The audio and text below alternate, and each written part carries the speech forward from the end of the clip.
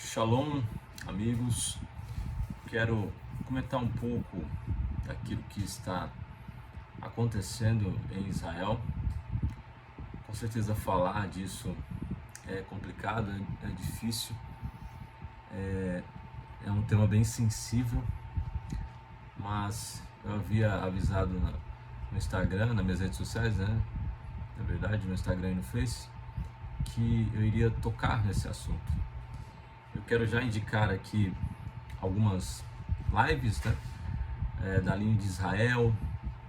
Tem uma live que ela fez com o Rodrigo Silva, e também o Rodrigo Silva foi no Pânico e respondeu-lhe perguntas e deu uma aula, literalmente, ali no programa Pânico. Então aqui já vou deixar essas indicações. Assistam esses vídeos, vão ter mais informações, né, mais aprofundadas. Eu vou fazer aqui apenas um apanhado, um resumo daquilo que eu escutei, daquilo que eu li também, e ainda estou estudando, ainda estou lendo a respeito desse assunto, que envolve muita coisa, envolve história, envolve política, envolve religião também, envolve muitos aspectos, e não é algo tão simples, é algo complexo de se entender também. Mas a gente pode entender algumas coisas. A primeira delas é que, por mais que a ONU não considere, né, oficialmente, e muitos países também não considerem oficialmente o Hamas como um grupo terrorista, pelos últimos acontecimentos, últimos ataques dele a Israel, percebemos sim uma face terrorista, percebemos sim um grupo extremista e com características terroristas também. O que eles estão fazendo é terrorismo. Então, o Hamas, ele tem como estatuto principal a destruição de Israel. Não estou aqui falando algo da minha cabeça, você pode pesquisar no Google aí, o estatuto do Hamas, em que claramente ele vai dizer que o objetivo é destruir o Estado de Israel e criar então um Estado palestino a partir da destruição do Estado de Israel. E a mídia tem falado algumas coisas, né? As mídias sociais, na verdade, né? Não exatamente a mídia tradicional, né? As pessoas, alguns têm se colocado do lado do Hamas, e não é possível fazer isso, até porque o que o Hamas está fazendo é terrorismo, atrocidades. O que ele está fazendo é abjeto, é terrível. Então ele aproveitou aí, retrocedendo então pelo menos para o início dessa parte do conflito, né? O Hamas, ele aproveitou o término de Sukkot, né? O término da festa dos tabernáculos, um feriado, um Shabat. Então era Shabat e era também o término da festa de Sukkot. Sukkot é a festa dos tabernáculos. Então basicamente eles relembram a passagem deles pelo deserto, onde eles moraram ali em tendas, né? Então é uma festa de gratidão por esse período, por esse momento. Eles fazem ainda tendas, né, nesse período, né, e ficam, né, nessas tendas com a família, né, com as crianças e tal, nesse período de festa. E o último dia era chamado Simchat Torah, que é o regozijo, né, pela Torá, porque justamente nesse período se encerra a leitura da Torá, né, porque a Torá é lida em porções, né, no ano todo. Se encerra então e começa outro ciclo de leitura das porções, né? Começa então por Gênesis, né, por Bereshit. Então foi nesse dia, nesse feriado, né, Shabat, e também Simchat Torah, que o Hamas atacou. E quando há um festival, né, aqueles que são religiosos, obviamente, eles estão envolvidos nesse festival. Eles não estão preocupados com o celular, com TV, né? Eles estão preocupados então com o festival, com a comemoração.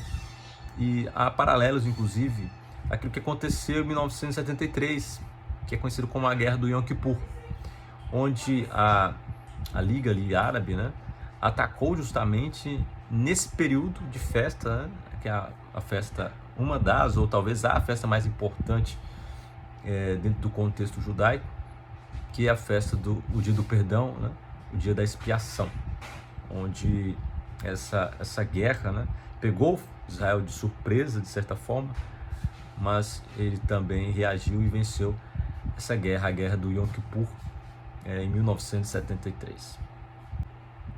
Então alguém perguntou ali para mim, por que está acontecendo isso? Então basicamente, né, o interesse é o poder, é o domínio da região ali. Com a criação do Estado de Israel, houve a proposta também da criação de um Estado palestino. E claro, aqui teríamos que voltar na história e Jerusalém, só a cidade de Jerusalém foi dominada mais de 50 vezes, né, destruída inúmeras vezes pelos babilônios, pelos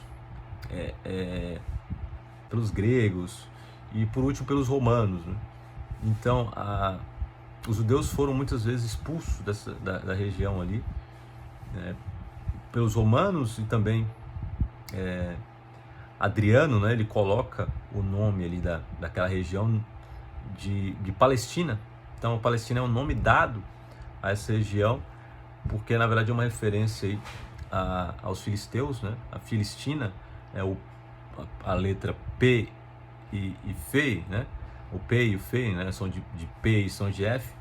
Em hebraico é a mesma letra, né? Só se coloca aí um pontinho para diferenciar, que é o chamado Dagesh, né? Então, esse nome foi imposto. Então, os próprios palestinos, como nós chamamos, eles não são exatamente palestinos, né? A gente não sabe exatamente a origem deles, né? E até, o Rodrigo Silva explicando sobre isso, muito interessante, né? Até os próprios árabes ali que a gente coloca no mesmo pacote, são vários países, né? O Irã, por exemplo, eles falam persa ali, né? Eles vêm do Império Persa, né? São descendentes persas. Enfim, são vários países ali com diversas descendências, né? Mas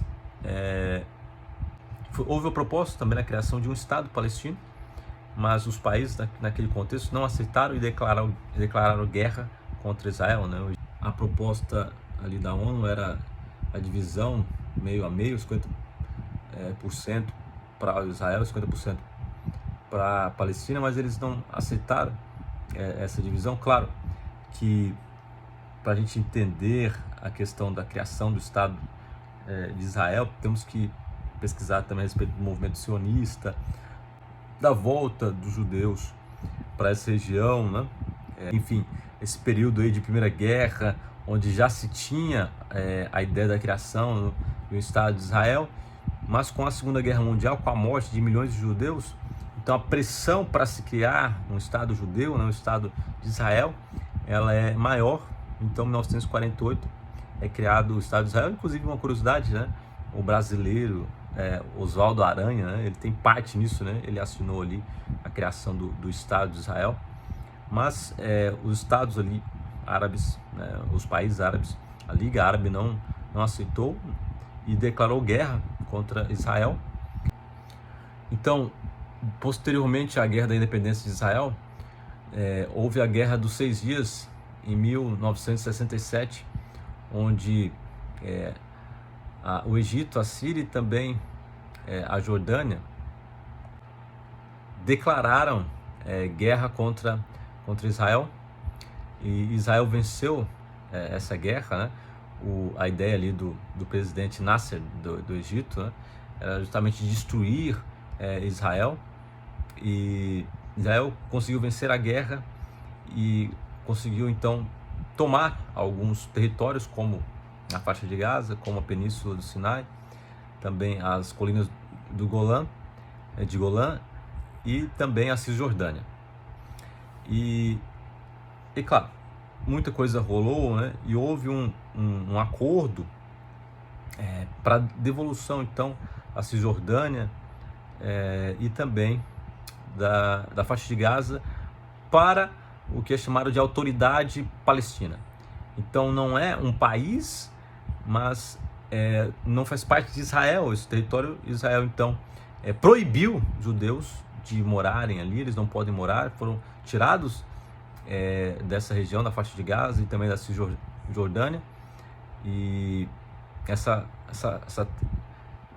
essas partes então fazem parte dessa autoridade palestina que pensa então, que tem a ideia da criação de um Estado palestino, né? Mas o que aconteceu então foi que a faixa de Gaza, esse território que era de autoridade palestina, foi dominado pelo Hamas.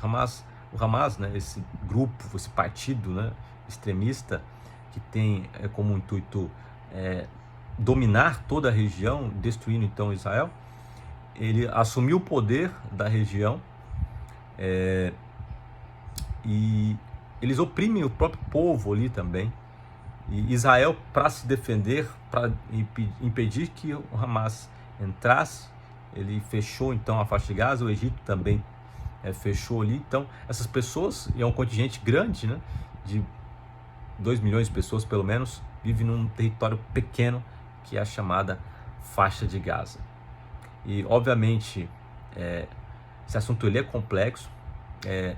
Infelizmente, nesse fogo cruzado, né, os civis que sofrem, mas o que o Hamas tem feito, ele deve ser repugnado pelas autoridades internacionais, porque as atrocidades que eles estão fazendo de sequestrar pessoas, sequestrar crianças, de matar crianças, né, sequestrar idosos, comemorar como se fossem troféus, e tantas pessoas mortas, eles não poupam ninguém, na verdade, né? Até os próprios compatriotas ali são usados como escudos humanos, né? O próprio QG principal do Hamas, ele fica no subsolo, né? Ele fica abaixo de um hospital, um importante hospital.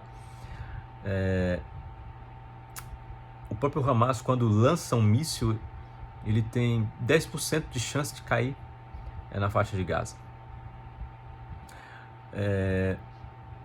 O Hamas tem mostrado que não tem amor à vida, não tem amor a nada. Ele não tem o objetivo de criar um Estado palestino. Então tem muitas pessoas falando, o Estado palestino e tal, né? Mas o Hamas não tem esse objetivo, né? Inclusive o Hamas ele oprime até aqueles que não concordam com eles, né? E é claro, existe também uma disputa, né, entre xiitas, né, e sunitas, né? Existe também dentro do islamismo essa disputa, né? Essas divisões, né, dentro do islamismo. Mas o que a gente pode entender é que esse grupo ele tem mostrado que ele é parecido com o Estado Islâmico. Ele é um grupo extremista, é um grupo terrorista, por mais que a ONU não reconhece oficialmente como terrorista. A Rússia e outros países não reconhecem o Hamas como terrorista, reconhecem como um partido, né? Mas a gente pode perceber que o que eles têm feito ali em Israel é realmente terrorismo. O que nos resta fazer é orar pela paz, pela shalom dessa região. Obviamente, em Israel há também extremistas que tentam entrar, né, no Domo da Rocha ali, e o próprio grupo Hamas ele disse que uma dos motivos, né, dos ataques é justamente essa, entre aspas, aí, profanação, né, do Domo da Rocha, que nenhum não judeu pode entrar ali, né, diferentemente da liberdade que se vê em Israel como um Estado democrático. Os países muçulmanos são bem mais fechados, né, por essa questão religiosa, e há uma intolerância religiosa. É claro que em Israel também a gente pode ver, de certa forma, intolerância religiosa em vários grupos. O Rodrigo Silva estava falando de judeus que cospem na procissão cristã, ou enfim, de outros judeus ultra-ortodoxos que dominam o território que é palestino ali, né, que eles não poderiam estar ali. Então a gente vê a intolerância também pelo outro lado também. Israel, obviamente, ele também comete seus erros, ele também para revidar os ataques islâmicos, ele acaba matando civis. Então é uma situação muito complexa, muito difícil, mas como eu disse, só nos resta orar pela Shalom, pela paz naquela região.